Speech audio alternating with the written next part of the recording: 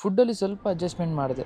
ನಕ್ಕಂದು weight ನೋಡಿ ನನಗೆ shock ಆಯ್ತು. After 3 weeks in my cut 3 weeks cut ಮಾಡಿದ್ಮೇಲೆ ನಂಗೆ ಒಂದು ಅರ್ಥ ಆಯ್ತು. ಫುಡ್ ನ ಅಂದಾಜ್ ಮೇಲೆ ತಿನ್ನೋದಕ್ಕಿಂತ ಕೌಂಟ್ ಮಾಡಿ ಕ್ಯಾಲರೀಸ್ ನ ಟ್ರ್ಯಾಕ್ ಮಾಡಿ ತಿನ್ನೋದು ತುಂಬಾ ಇಂಪಾರ್ಟೆಂಟ್ ಅಂತ. ಬಿಕಾಸ್ ಎವ್ರಿ ವೀಕ್ ನೀವು ಚೇಂಜಸ್ ನ ಕಾಣಬಹುದು ಈ ತರ ಮಾಡಿದ್ರೆ. ಜಸ್ಟ್ ಕ್ಯಾಲರೀಸ್ ನ ಟ್ರ್ಯಾಕ್ ಮಾಡೋದ್ರಿಂದಾನೇ ಈಗ ನಾನು ವೆಯ್ಟ್ ನ ರಿಡ್ಯೂಸ್ ಮಾಡಿದೀನಿ. Around from 75 to 72.5 kg in 3 week. So total ಆಗಿ ನಾವು ಅರೌಂಡ್ 2.5 kgs ಏನೋ ಕಮ್ಮಿ ಆಗಿದ್ವಿ 3 ವೀಕ್ಸ್ ಅಲ್ಲಿ. ಇನ್ನು ಸ್ಪೀಡ್ ಅಪ್ ಮಾಡಿ ಕ್ರಾಸ್ ಡಯಟ್ಸ್ ಎಲ್ಲ ಮಾಡಿದೀನಂದ್ರೆ ಮಸಲ್ಸ್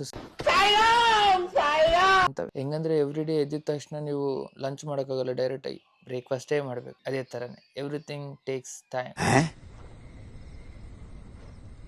ಇನ್ನು ಮೀಲ್ಸ್ ವಿಚಾರಕ್ಕೆ ಬಂದ್ರೆ ಎವ್ರಿ ಡೇ ಮೀಲ್ಸ್ ಅಲ್ಲಿ ಸಾಂಬಾರ್ ತಗೊಂತಿದ್ದೆ ಮುಂಚೆ. ಬಟ್ ರೈಟ್ ನಾವು ಈ 3rd ವೀಕಲ್ಲಿ ನಾನು ಈ ಸಾಂಬಾರ್ನ ಅವಾಯ್ಡ್ ಮಾಡಿದೆ.